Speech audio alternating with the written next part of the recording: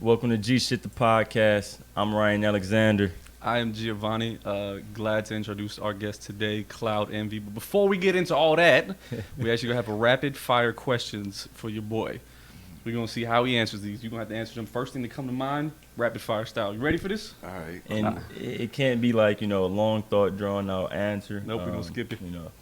He said no skipping. No skipping. All right. No skipping. Cool beans. Let's go. Am I going first? You going first. All right, we're going to start off easy. Favorite color? Green. Favorite rapper? Mac Miller. Yacht or jet? Jet. Is a hot dog a sandwich? It's hot. Yes. Do you eat ass? Nah. Does your mama know you eat ass? Wait, hold on. That's contradicting. Next question. Phone call or text? Huh? Phone call or text? Phone call. Movies or music? Music. Big party or small gathering? Small gathering. More time or more money? More time. Do you believe in ghosts? Yes. Loyal woman or nasty woman? Loyal woman. Digging your mouth or digging your ass? Tupac or Biggie? Biggie. But I love Pac. Okay. Okay. If a movie was made about your life, who would play you? Lil Bill? Franklin Turner? Ike Turner? I don't know Frozen? about... Sam Cassell?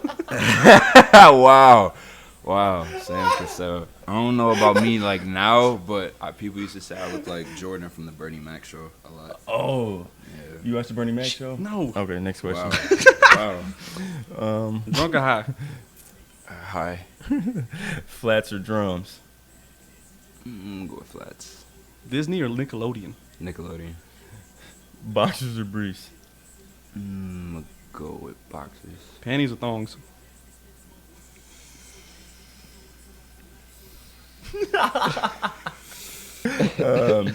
Your favorite season of the year? Fall. Cheat or get cheated on? Wow. Wow. Did you go to prom? I did, yeah. What color was your dress? I didn't wear a dress. Y'all can't get me on that. What age was your first kiss?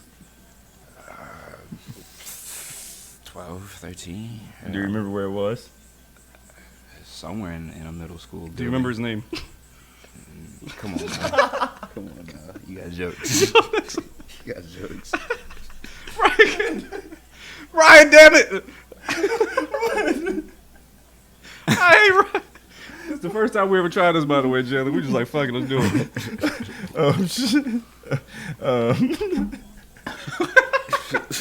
Shoe size. 12. Shirt size. Medium to large. Bra size. Nah. Would you rather speak every language or talk to animals? Animals, of course. All right, cool. That was our rapid fire question. Yeah, man. Appreciate it, man. You survived. Thank you.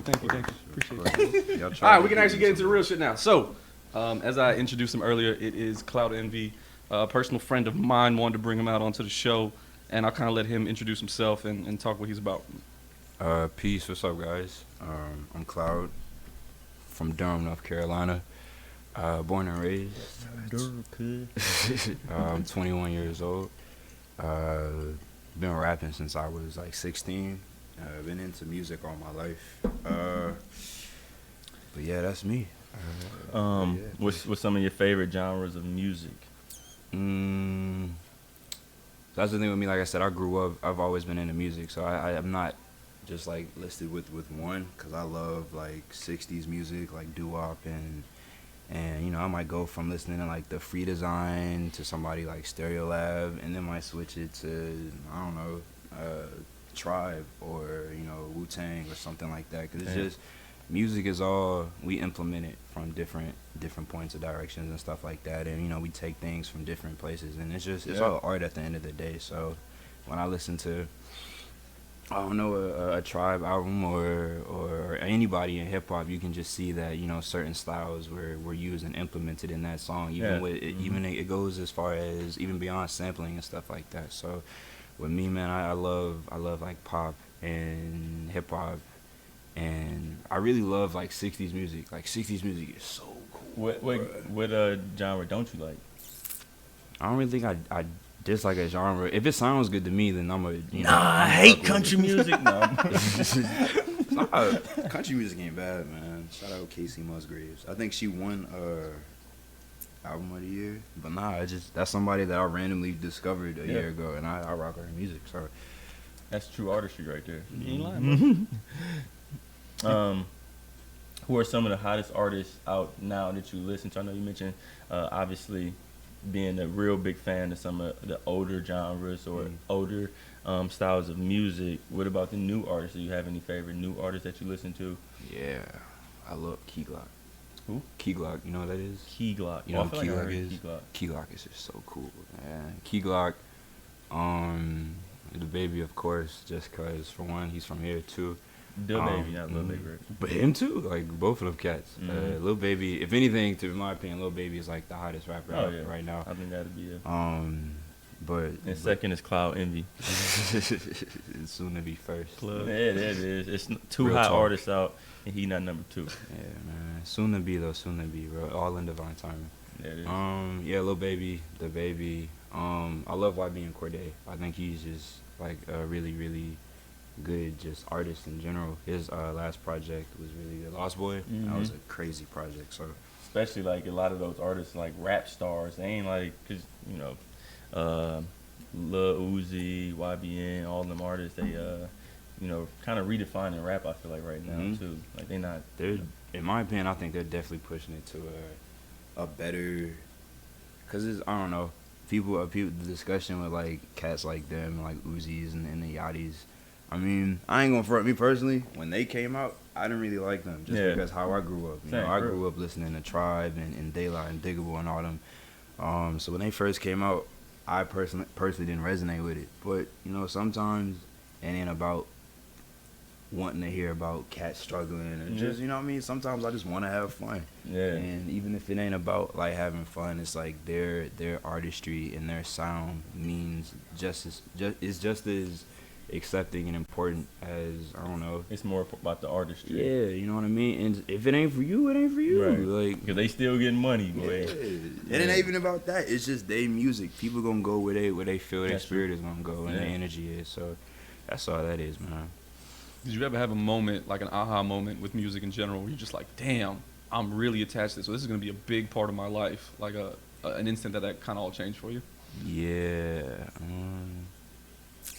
I want to say when Groovy Cat came out. Just because, like, that was like a project where I actually got to be in an actual studio and actually work with an engineer and play and actually, like, discover what I like. Because when making that project, I learned a lot as far as, like, mixing and mastering goes, and me myself as a person and just rap styles and all that. So yeah, probably around that time is I was like, yo, like it's pretty cool, you know what I mean? And just people rocking with it, even with Genesis too. But Genesis was just different. A lot of people tell me otherwise and that they really like it, but it's not that I dislike it, but it's just They like Groovy Cat or they like Genesis? they like both. But a lot of Genesis is just like That's a good answer. They like both, man. Don't try to play me. I'm not playing that trick question shit no more, bitch. Rapid fire, nigga. Which one was the best? I guess it's just with me and with Genesis. I was young at the time, and like I said, I recorded that in my closet, and did everything really on my own, and obviously it wasn't where I wanted it to be, but sometimes I just gotta stop beating myself up on it and be like, you know what, you made you did that. I'd be proud of myself if I was able to come out with an album out of my closet, bro. Like, Right, that's for not real, man. the hell. I'm not. I sure as hell ain't gonna be ashamed of that, especially nowadays. And like, you gotta think about it, man. A lot of people started, like, you hear people talk about it all the time, getting it out the mud. There ain't no better form of, getting it out the mud and starting in your closet. And then, like you mentioned, being able to actually go through that process of, getting an engineer, being in the studio. You know what I'm saying? That's progression, bro. So Yeah, I mean, for real. you gotta look at that as a win. And so we kind of talked about some of the newer artists and how they are starting to approach the game. Obviously, you wanting to be one of those newer artists. What do you think you want to bring to the game, or like what do you like about yourself and your art, and what is it that you want to contribute to music, to hip hop? Being unpredictable. Like, there's so many artists out that have just such great sound, but they don't have one sound because they're into so much stuff. So then when you become a fan of said artist, it's like, yo, what's he gonna do next? Yeah. And it's like you end up putting your trust in that person because, you know, they've given you such good stuff at a time. And it's like with me, and I love hip hop and I love rapping, but it's so much stuff that you can put inside of that. So I guess just being unpredictable and an original, I guess, you know what I mean? And it's just putting styles in there that sound good, because I love harmonies and melodies and all that stuff there. So when I put that in there and I'm not rapping, you know, you might hear somebody sing.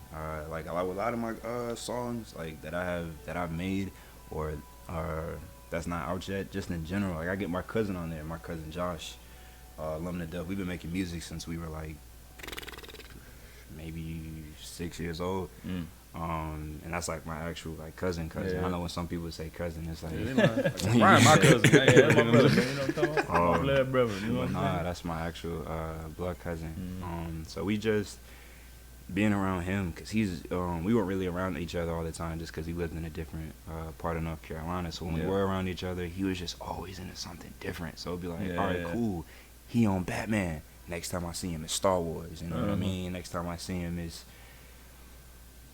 rock music, you know, or some Jonas Brothers stuff, or it's just, he was just so into everything. And so when I wasn't discovering things on my own, I would just have conversations with him, and that's how I really started to fall in love with rock music and stuff like that. So kind of went away from the question, but yeah, good. I mean, because like you could be unpredictable like Kid Cudi, and you know we see where his career kind of went, or you could be unpredictable like Lil Wayne, where he also was like, you know, I don't know about this rock phase you going through, but you know, I mean, obviously it's all an experimentation. But a lot of artists have gone through that stuff. Though I was actually watching recently John Coltrane.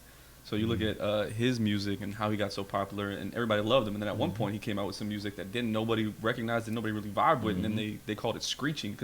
And everybody who was being interviewed on that panel, they were like, he was just ahead of his time. Like somebody else is going to be able to listen to that. They'll know what the hell he's doing. They're going to perfect it because he was on to something. Yeah, he was about to get to that something. He was on that next level. Yeah, and it's just because like certain people don't like change. So like if I give you 15 years of my life and it's just like, you know, the music that I've been making, and then I all of a sudden be like, nah, let me make this reggae album, you know what I mean? And then people gonna look at you like, yo, what you doing, man? Like, you know what I mean? But it's just people aren't certain people just don't like change. But you know, some people get used to it, some people like it, some people continue on. But as long as the artist is happy, I'm fine with that. One of the things that we noticed in music, and it wasn't necessarily a precursor to it, but we noticed that you didn't curse in your music. That was something that was actually consistent in what you do. So is there a reasoning behind that? Yeah, my mama. Good answer. I just knew. Like I remember when I was at school when like this whole rap thing kind of happened, and I remember when I was recording and I was just writing that. I don't know. I kind of just knew that wasn't something I was going to do. One, because I knew my mom wasn't gonna play that, but two, I saw it as a challenge because I was like, all right, cool, I ain't gonna cuss. And it's because I like to show my mom music, and just like everybody, and I want people to feel like they can too. And you can have clean versions as well, but you know what I mean? And honestly, I really never thought nothing of it. You know what I mean? It's just, it happened naturally. I knew that my mom wasn't gonna rock with it. That was pretty much like the only thing, and then just circled around it, I guess. I remember when we first started thinking about doing the podcast, I was like, damn, you know, my parents would go see this, but I was like, I know my mom done heard me call my brother a motherfucker at least 2 or 3 times. So. But nah, it was so it started off like that, but then like I really liked it. Like I really liked it just because it was, I don't know, it's just, it is different too. You discover so much more. Like I discovered so much more. Like what I do now in my like whole writing process is so much different to when I first started. Like I just discovered so much stuff because my brain is just moving at like so many different speeds and directions that, well, when I'm curious about a certain, because if I don't know nothing, I'm not gonna put it in my song. So if I'm interested in something, I'm gonna look it up, and sometimes it ends up working out for the better. Like even with the lyrics and everything and how I just put stuff together. So you know, I may know something about a situation, but I don't know, but I won't fully know. So I don't want to like risk doing something, saying something stupid out the way. So That's pretty much what it is. Keeps you honest a little bit too. There, Yeah. can't talk about something you don't know about like that. So it wasn't really an influence other than your mom and you not cursing, but you do idolize a lot of really soulful artists. Like, I mean, the first thing you mentioned was the Tribe Called Quest album, Midnight Marauder. Some of your favorite artists, I think I was reading, and I don't know if they still hold true. Artists like De La Soul, Mos Def, Queen Latifah, especially Queen. Especially those. Why? Why those artists? And I was crazy. I was thinking about this a couple of days ago. One thing I've noticed about me, a lot of my influences come from New York. Like New York. Yeah, like a lot, or just up north in general. With I guess because like boom bap was like the thing, obviously, but I loved how it was boom bap over just beautiful sound and just beautiful chords and stuff like that. Like when I hear like Midnight Marauders, for example, like when I hear a song like Midnight or The Chase Part 2 or Award Tour and stuff like that, you know, or Electric Relaxation, jeez Louise. What's that, jeez Louise? You know what I mean? That's for you, Mom. He's not cussing because of you. You stupid. But nah, man, and with De La, with Queen, like a lot of those really came from my parents, and they either unintentionally, like with Queen Latifah, I got into Queen Latifah because I needed help with a spelling bee. The word was unity, and my mom tried to get me to remember it. But do y'all know the song UNITY by Queen Latifah? Yeah. Or you don't do it. This guy.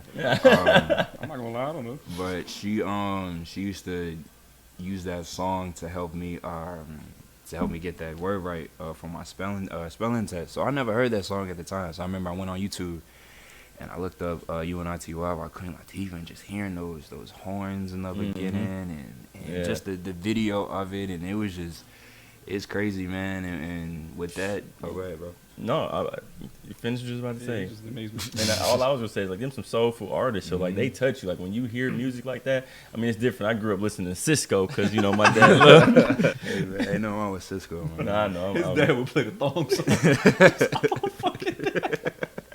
Right, we'll wake up. Hear that shit in the background. You will wake up so to the scandalous. song. You can imagine how different. At what time in the morning? That's very important. No, so like you know, like it'll be like you 8:30, wake dude. up. Yeah, it's like 8:30. You walk to the garage because that's where he had like his whole speaker system set up. He had one in the basement too. I get in the garage. He already got the thong song in the car playing with the car on it. So I know, like if I'm going to school, I'm pulling up with the thong song playing. This was Little 6-year-old with a backpack and say like Tony the Tiger or some shit, and you hear, oh, that dress so scandalous. wait. So you can see how our upbringings are different. Like the soulful music, like you pay attention to the beat and like you know the lyrics. You know what I'm saying? This soulful music, it touches you in a totally different way. But with me, when it came to like lyrics and the sound, it made me like more hungry. My cousin Josh was telling me this a month ago. Like one thing about us with music is that we're never satisfied like with creating it. You know what I mean? Because it's we love doing it, so it's never gonna be like a chore. Like oh we gotta do this. So when it came to like discovering all these artists at an early age, it made me be like, all right, I gotta find more. So I would like personally and just on my own venture off and find all these artists if I wasn't really, because really my dad is the one that really put me on to a lot of these artists. So when he wasn't like giving me music, I was listening to, you know, like I was venturing off and I found out about Jungle Brothers and Jadakiss and just so many artists. Like I said, a lot of it was New York. Jadakiss. You know what I mean? Especially Mos Def too and Black Star and Talib Kweli, because I can go on about just this East Coast music and just their influence. West Coast too, man. Ice Cube is literally one of my favorite rappers. And forever and always will be. It's just it's different. And even as a kid, I could tell the difference between like a West Coast sound and a East Coast sound, because Chronic sound way different than Midnight Marauders. You know, just because it was just different. It was just sonically different, and I love stuff like that. You know what I mean? Andre 3000 is like another huge influence. Not even just because of... only albums I ain't got, man. Which one? I need to get either Stankonia or... you need to get all of them. for real, Quimina. Stankonia. You need a Quimina. Come on, man. I knew I was gonna ask, but I knew eventually you was gonna get to Outkast. Like just culturally they have to be in there somewhere in the conversation. Man. So If it honestly, like Andre 3000 played a huge role for me personally, just because, not even just with Outkast, but I don't know if y'all know, he had this cartoon on Cartoon Network called Class of 2000, and it was just long lived, but unfortunately. But nah, with Three Stacks, he had that TV show called Class of 3000. It was basically a cartoon about these kids that went to school, and he was their teacher. But the thing that got me was he had this game on CartoonNetwork.com, and basically it allowed you to, because each character played a different instrument, and at the bottom you could listen to the sound of each character in different drum patterns or different chords and melodies, and you could make a beat with it. So with that, I would be on there for like 5, 6, 7 hours just making music and just trying shit. Yeah, man, I just fell in love with it. I still remember some of like the melodies from that game today, man. But yeah, man, Three Stacks played a huge role. You got such a different upbringing, bro. I played Bugs Bunny. I played something similar that was on Disney Channel thing. It was a Kim Possible one where you was Rufus and you was snowboarding down the hill. I did that too. Do the little flip. I did that too. I played that for about 5 or 6 hours. That's the hell I did, motherfucker, for about 5 or 6 hours. For real, I did all that too. That junk was fire, man. 2000 era was like a crazy year for just TV and entertainment, music too. I was gonna say, where do you think it stands out in music? You mentioned 60s being a big influence on you. We grew up in the 90s we started to grow up in the 90s where like we caught the tail end of a lot of stuff. And it really transitioned into 2000s, especially like rap and hip hop. Lil Wayne just started taking over everything. Yeah, that was such a huge transition. Like y'all went from like y'all went from like I don't know, like 90s style to just like 90s had a lot of pop in it too. Like that's when like Britney Spears, Christina Aguilera, those people kind of came out at the same time as a lot of R&B artists came out too. So you had Usher side by side. So like pop music like that was getting real big, and then it kind of changed. And I remember I was watching it on Netflix how New Orleans influenced a lot of it because it was Master P who came out of the South, Lil Wayne and Juvenile who came out with that big song, and Lil Wayne kind of propelled himself out there. Cash Money, yeah. They tried to recreate exactly what Master P did. Soldiers, all of them. Yeah, man. Exactly. So how do you think the 2000s ranks in all those different eras? Like if you were to say, all right, 60s music's like this, 70s like that, 80s like this. You know? Honestly, 2000 era was like really cool in my opinion. Like really cool because I don't know, it was like, I guess I wasn't really around back then, so I can't really speak on it. But it seems like the 90s was like what you saw is like you saw it and then boom, it's like, oh man, I wonder. The 2000s was like, you know what I mean? Because you had like Nelly and just all that crazy stuff going on. P. Diddy was in that time P. Diddy, man, Mace, all that, man. Who else was probably in, like, for me, like it was Bow Wow and Omarion. That's true, man. And to the point where they got into different industries too. I mean, hitting different shit. That was dope. I feel like it was a difference too, because like 80s, 90s, you had a lot of lyricists.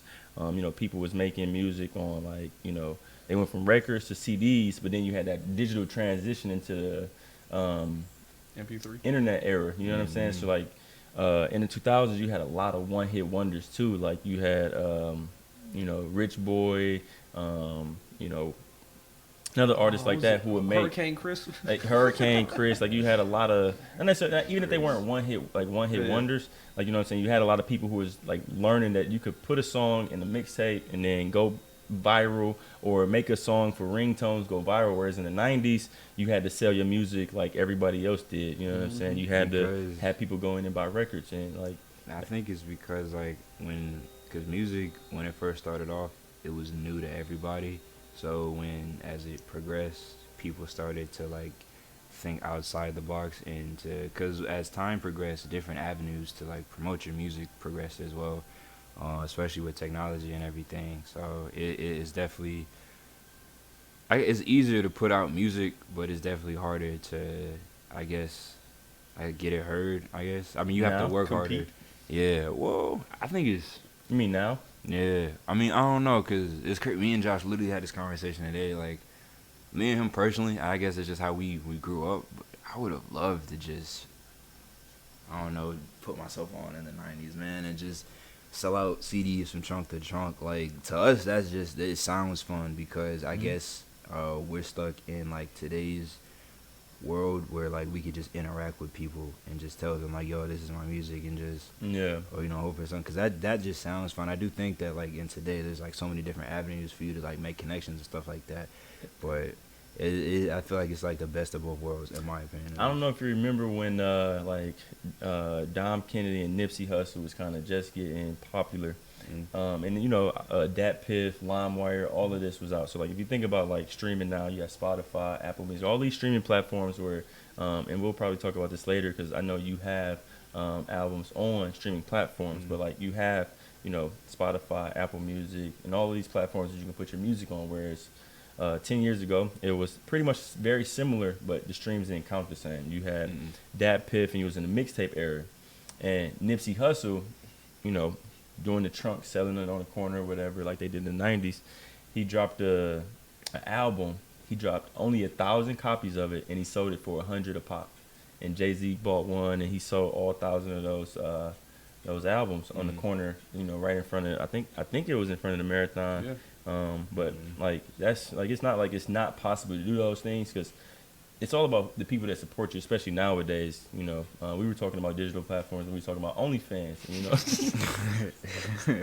Like, they need to make a fucking OnlyFans, damn, because the bitches making too much money. I mean, the females making too much money. I mean, my point is though, like, you know what I'm saying, whether it's digital, and you like, you know, I want to sell out of your trunk. It's really gonna be about the people that support you because it's possible to do it either way, especially nowadays. Yeah. It is a lot of oversaturation too, but it's definitely still possible. I think it's like what I'm learning. You could do whatever you want as long as it's smart and you got people to stand behind it and the main reason is you want to do it. And go for it, man. Like that's one thing with me, like with this whole quarantine thing. Like I've just honestly been chilling because really I'm just enjoying life and just taking the good with the bad and the bad with the good, because it'd be weird to just like put out music all the time and you not necessarily don't have a substance, but you ain't got a way to make it heard. You know what I mean? Just after a while, putting music out, just it gets weird and it's like it becomes a headache and it's like, all right, what's not working? So it's just strategy and everybody has to figure out what works for them, and that you know, it takes time to just sit back and be like, all right, let me look at my chessboard and figure out how to move certain pieces, you know. From this time that you've had in COVID, because obviously everybody's going through the same thing at the same time, and this is one of the reasons why Ryan and I are so lucky to be able to go out and do this, because we have that free time now. What do you think you've learned most from being, you know, quote unquote quarantined or isolated from other people? What have you learned about yourself during this time? Patience. Like even if you think you like are good, like still like, cause like with me before all of this happened, I don't even think it was just me. I feel like the whole world was just running around too much and just had too much going on. And I feel like this kind of humbled us in a way to just sit down and to honestly think, because this has been a weird year, man. Like the weirdest year. Yeah, but at the same time, it's like I'm you know, fortunate and benefit just for the realizations. That's to answer your question, is realizations. Because if you were one of those people that just, you know, sat and actually took time to, you know, get yourself right, because that's what I've been doing. You know what I mean? That's honestly what, you know, quarantine has showed me, is that, you know, you have to just learn to take time and to really put time for yourself. Because if you don't, man, you're gonna look like a worn out sock. You know? Like, for real, man. For real. Name somebody that would want to look like, that would want to walk around like a worn out sock, bro. A clean pair of socks. A clean pair of socks, bro. What the fuck does that even mean? It's different. If stuff go wrong, to get back to my point, I just lessons basically. I feel like a lot of the stuff that we chose to deal with, like with me, I don't really react to the same stuff a lot. You know what I mean? I kind of just take it. It is what it is, and I feel like when you do that and learn not to, you know, not wild out and just get upset over stuff that's out of your control, you become like a very calm, quiet person. Not to say I wasn't before, but it's just like beforehand, it was just different, spazzing out, and it sucked, bro. Panic attacks, all of that. But that's what happens when you just get too caught up in just the world and everything. You're not realizing, yo, like, what am I actually doing? So it's just learning to take time for you. I mean, so what is it that motivates you now then? If you know, you're learning all of these things, what keeps you motivated at this juncture in your life? If I learn something that's beneficial for me, I love to share it. So, and that's always been just with anything, whether it Whether it just be like a piece of knowledge or just with anything. If I see something that I like, I'm gonna let you know, regardless, even if you don't want to hear it or not. I'm gonna tell you. You can attest to that. But Ain't like me, but whether it be like a movie, like a movie or something like that, whenever I receive something that I feel like is beneficial, whether it be like a movie scene or a quote that I heard, if you say something that sounds like you might not, that I see you might not be going in the right direction or stuff like that, I'm gonna help you out, because I feel like that's at least my purpose is to just help people out. You know what I mean? Whether, fortunately I can do that with music, but whether it wasn't for music, I still feel like I'd be helping somebody out in any shape or way or form, just because it's just weird to maneuver around through life and to have all this knowledge on how to be, a good person, and to not, share it around. You know what I mean? Because if one brother's bad, you know what I mean? Obviously, I don't want to see him bad. It's the same thing for other people. We just got to learn how to realize us first. You know what I mean? Once we realize us as a people and like understand ourselves, never want to see nobody like go through something else. Period. You know what I mean? Because you don't went through a bad time. Right. Like your bad time could be different from mine. His can be different from yours. But at the same time, we know, because we don't want to be at that point. You know what I mean? So it's all about just the give back. That's the what's give back. motivated. Yeah, man. That's It's awesome, the give man. back for me. It's the give back for me. Mhm. It's the I like that. I like that quote. What do you feel that you've learned most about yourself during this time? You're like, damn, I didn't know Jalen was. It's not so much that I've learned about myself. A lot of stuff I'm relearning, so I probably forgot about or didn't realize as a child. Because there's a lot of stuff that I feel like as we get older, a lot of stuff that we have like experienced as a child, it may have just been like, oh snap, that's.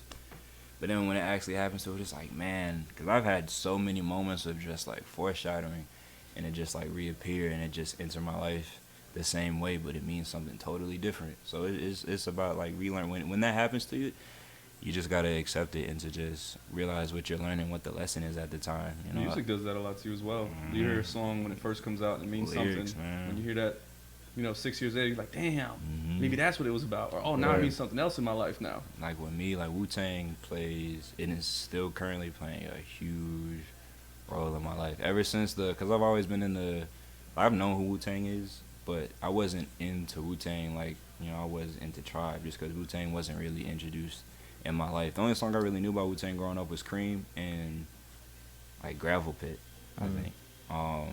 But and I knew who majority of the the members were and everything, but I didn't have the same knowledge that I do now, and just listening to them, like they're just incredibly relatable. Ghostface is literally like one of my top 5 favorite rappers, just because like not even just with his lyrics, like with me, I wasn't like as a kid or growing up, I never was like a confident like I'm the man. It's like, you know what I mean? Say it with your chest. You feel me? Like I was always just observant and quiet, and kept a lot of my thoughts like inside. So when it came to like me having, I don't know, just being around other people, it was weird, bro. So I just was never, I wasn't like opposed to it, but I wasn't gonna like give my all to like people that I didn't really like really resonate with. Obviously not as a kid, but it's just like just being around people, whether like hooping, like I growing up playing basketball. When I first, Position you play. I was pretty tall, so I was rapid fire. Are you good? Of course, yeah, of course. Next question. Rapid fire. Where the nearest court at? I want to see you play. There's a ball in my trunk. But no, man, like with stuff like basketball or like first day of school, or just like just I was never like, it just wasn't me, or just like talking to if I was like younger, 12, 13, having a conversation with y'all like this, it was just been weird. But Ghost, man, he outside of music, he's just like inside and outside of music, he's just the man. Like he the way he just talks about like his clothes or just him in general, he can tell a story, and it's like the coolest thing in the world, and you'll be there, and just his way of words, and it's like, if I'm ever like unalleviated, or if I'm like nervous about something, bro, I take a deep breath and I like literally think about him, and all of that goes away, just because like his character is just no fear in his heart. You know, that's what it seems like, and most likely is. It's kind of interesting. You see Ghostface as like a hero or whatever. In a All way. 10 of them are. I'm gonna try to name them. Jizza, Method Old Dirty Man. Bastard, Inspector Deck, Raekwon the Chef, You God, He's singing like it's a Ghostface song. Killer. It's because I was about to say, I know that's why you it's do it. because it is the Ghostface Killer, Master Killer, Capadonna, and the Method Man. And what about Redman? He was He was a- Redman and Method Man when they No, was, Redman is like a not an honorary member, Yeah. but like he came later. he's a member, but It like was- you know what I mean. Not the original 10. That's all. He's not like an That's original 10, but he's like a member. It got you. That's some high praise for a group that technically ain't even your favorite artist, and you actually mentioned that earlier in the rapid fire. Mm-hmm. So you got that high praise for Wu-Tang, Ghostface. What? All of them, yeah. Mac Miller's your favorite artist. Mm-hmm. Por qué? For all of our viewers, porquete means why. Nah, Mac Miller was. I got put on to Mac Miller when I was in a freshman in high school, and I think like the first song I ever heard from him was like Knock Knock. I think he had like a feature with Ariana Grande like somewhere around that time, but it was Knock Knock, and I just really loved Knock Knock at the time.